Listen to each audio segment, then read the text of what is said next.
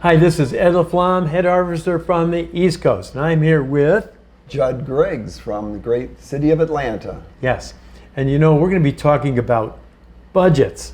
Not our budgets, not our personal budgets or business budgets. We're going to talk about their client's budget, because some salespeople have a very difficult time finding out what the client's budget really is. Can you help us with that? That is, I think, one of the biggest hurdles younger, inexperienced salespeople have to get over. How to get to the real budget. One of the hardest things that I found them to do is get past the thinking about, it's not my money. Yeah. Isn't that the truth? For them to even consider spending $50,000 on a landscape project, they can't fathom that. And they start getting nervous about talking about money. Yes. And when they get nervous, they will not ask for the real budget. And when that happens, it's hard for them to close the deal, isn't it? It's really hard. Yeah, I'll never forget. I got to tell you a quick story. The one contractor, he had a designer that wanted to. He had a beautiful design, and he wanted the junior landscape designer to go present it to the client. And on the design, they had a fence as part of it, and the fence was going to be $120,000 just for the fence. And he says to his boss, he says, I can't tell him it's that much. I can't do that. He says, yes, you can. Just tell him it's $120,000, like that. So they went to the meeting that night. After dinner, he laid it on the customer's table, you know, and then he looked at it, and they started going over everything. And then the owner says, by the way, didn't you have a price for the fence? And he said, yeah, I do, $120,000, like that. He said, oh, okay, when can they start? Like nothing. Exactly. I know, so it's so true what you said. It is so true. I mean, many times, the ring that they're wearing on their hand costs $120,000. It's true. It's not your money. You have to think in their perspective. So what are some of the keys? The keys are really, the first simplest thing is ask for the budget. So many times a salesperson won't even ask what the budget is. Other times, what I've found that works well is give budget ranges. Say, now, Mr. Client, you've told me you want a patio, you want a pergola, you want an outdoor kitchen. What that, based on other projects we've done, that may be a $50,000 to $80,000 budget. Is that a comfortable range for you? And if the customer says, falls over on the ground, I'll know that I overshot the budget. Oxygen. Or if they say, yeah, I feel a little more comfortable to the lower end of the budget, but what you've done is you've now qualified the client and gotten closer to that budget.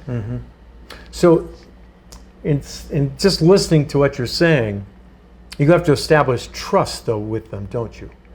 Before they'll tell you the truth. You really do. Many times what happens is a client won't want to give you the whole budget, their real budget, because they're afraid that you're going to not just hit that budget, you're going to exceed that budget.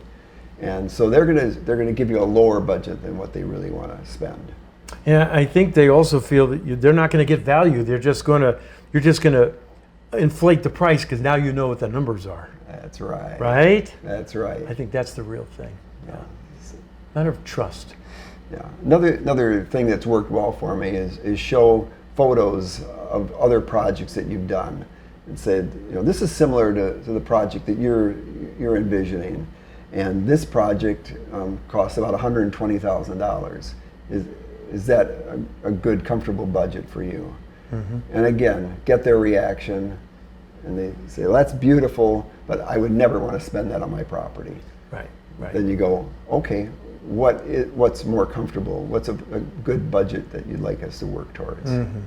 Now, you've been doing this a long time. A long time, right? Are you saying I'm old, Ed? You said it, not me. But you've been doing the design build work and dealing with people for years, haven't you?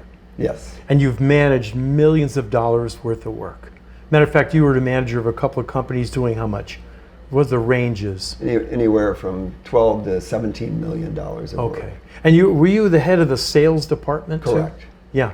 So these are some of the techniques that you taught your salespeople. Exactly. Yeah. And you saw they worked. And they worked, and we do a lot of team selling, so they could see how I would approach the client, and then I would have them take the lead and work through some client issues. And team selling is really a good idea. I've never heard that before. Yeah. That's very interesting. Very interesting. Is there anything else you'd like to add before we close? No, I think it's the big thing is getting comfortable about talking money and talking about big budget ranges, because again, it's not your budget, it's the client's budget. Yeah. So And just because they don't have the money doesn't mean the client won't spend it. got it. I think that's the key. That is the key. They're afraid, yeah. Well, there you have it. We've learned a lot about budgets, and hopefully you're working with your people, because if you're the owner and you're a good salesperson, a lot of times it comes so naturally, you don't even think twice. But if you have new people coming on, I think some of the techniques we've talked about that Jud's brought out, you can really help to train your salespeople to really become a lot more effective and close the deals. I get a lot of complaints. Yeah, I get a lot of complaints about that from owners. They can't close the deal, Ed, and that's why. So there you have it. This is Ed LaFlamme, head harvester from the East Coast. And Jud Griggs from Atlanta. And we hope that these ideas we're giving you will help you harvest your potential.